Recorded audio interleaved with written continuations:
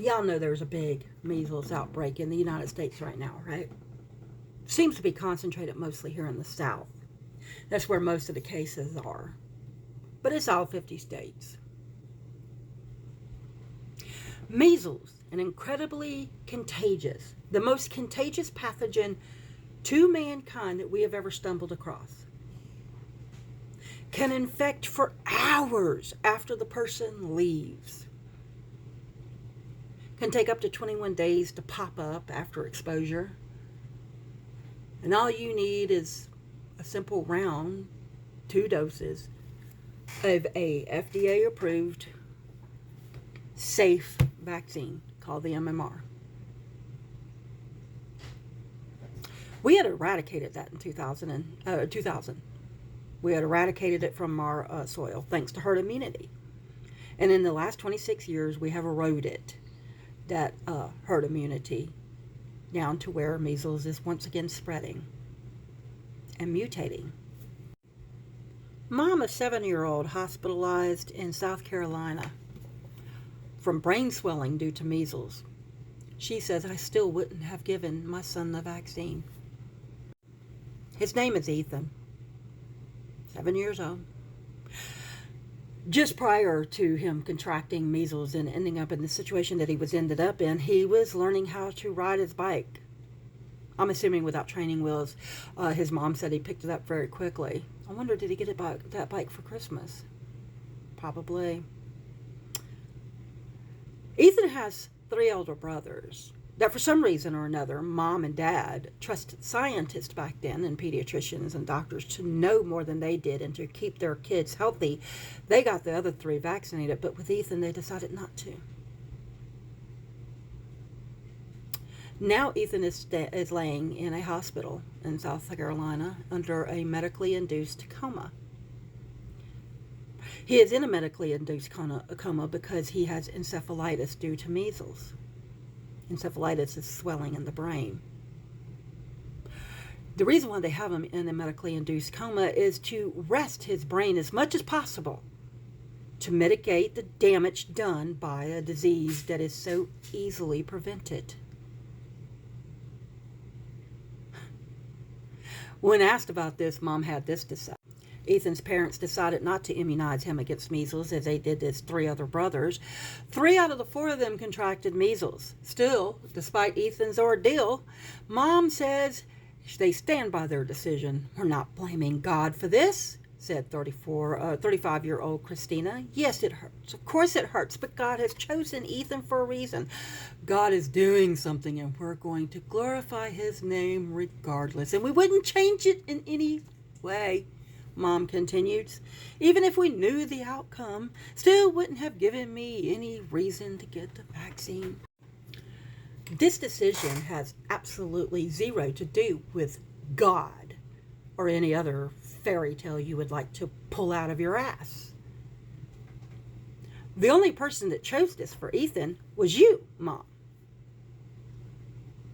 You're the one that chose this for Ethan. You chose Ethan to be a medical experiment because you see 3 of your kids contracted measles. 3 were vaccinated. That means 1 didn't get it, 2 got it, and probably didn't even get sick. But poor little Ethan is laying in a hospital right now in a medically induced coma because of your choices. Your choices to choose him out of his other 3 siblings to be sacrificed to the God of misinformation and disinformation, to the God of Wakefield, the man that started this whole fucking bullshit with his debunked paper that was redacted immediately, and he was thrown out of, he had lost his license and everything, lost his medical license because of the junk science that he used to write that paper in the Lancet, a medical journal. His peers called him out on it immediately, but the damage was already done because somebody had gotten their hands on it and decided to spread it to gullible parents who then go on to make shitty choices like not getting their children vaccinated from a deadly and very contagious, the most contagious pathogen known to mankind, You chose him to get this. If Ethan wakes up, he might not be who he was when he went into that coma. He could be blind, he could be deaf, he could be paralyzed. There is a chance that he still may die because you made a choice. There is a very real reason why I no longer work in bedside or inpatient healthcare. Because had I been this boy's nurse, and Mom would have been sitting in there saying this shit where I could hear it, I would walk in with a Ouija board and hand it to Mom. And when Mom says, "What is this for?" I would tell her, "That is a way for you to contact your son when you walk out of this hospital without him." Because there is a really big possibility that he might be going to the morgue when you're going home.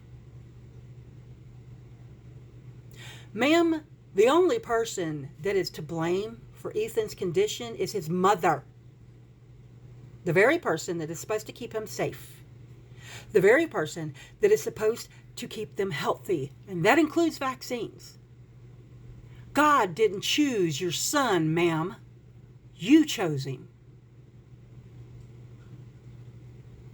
And you very well might have disabled, or at the very worst, killed your own child.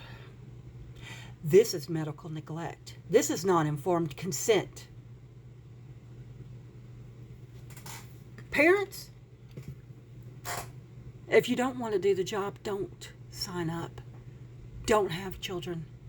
Part of doing your job means that you have to listen to people who know more about something than you do.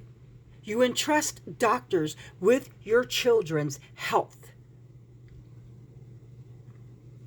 Doctors and scientists around the world agree that the MMR shot is safe, it is effective, and it has kept children from dying.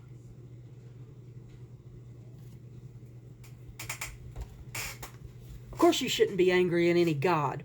He didn't do this. You did.